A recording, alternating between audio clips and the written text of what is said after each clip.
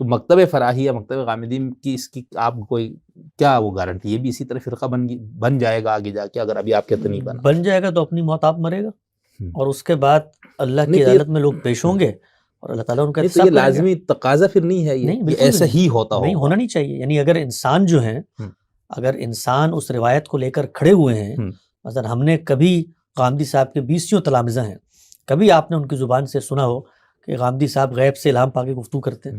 نہیں، ان کی اپنی آراء میں نشو و ارتقاء ہے، ان کے شاگرد ان سے اختلاف کر رہے ہوتے ہیں. اگر کوئی شخص اس گمراہی پہ پہنچ جاتا ہے کہ وہ ان کو غیر محسوس خدا کی مائیت کے ظہور کی جگہ دے دے، تو اللہ تعالیٰ نے یہ کائنات بنائی ہے بھائی، علم ارادے کا امتحان ہے، اللہ نے اس کو بھیجا ارادہ.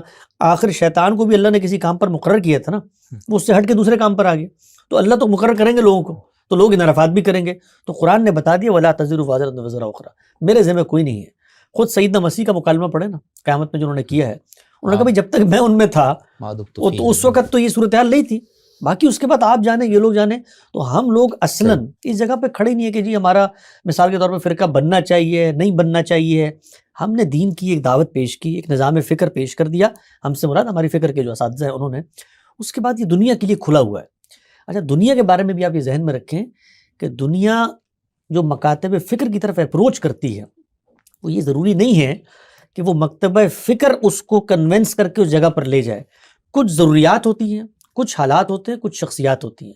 اب مثال کے طور پہ کچھ شر پسند آدمی یا ایسا آدمی جس کی فطرت مسخ ہوئی ہوئی ہو، ہمارے یہاں طالب علم میں کہا جاتا تھا کہ طالب علم چور نہیں ہوتا، شیطان طالب علم کی صورت اختیار کر کے آ جاتا ہے. تو یہ دنیا کے بعض ناگزیر تقاضے ہیں.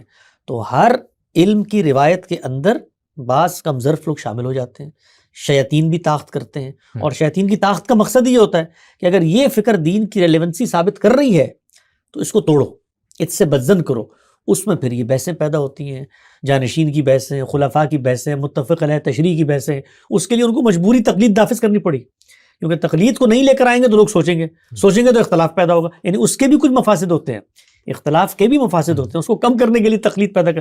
لیکن جب آپ تقلید پیدا کر دیتے ہیں اس کے اپنے مفاسد ہوتے ہیں. تو یہ سب چیزیں دنیا کی ایک حقیقت ہے. کل غامدی صاحب کو مکتبہ فکر بنے، فرقہ بنے، بنانے والے جانے، اللہ تعالیٰ قیامت میں ان کا احتساب کرے گا.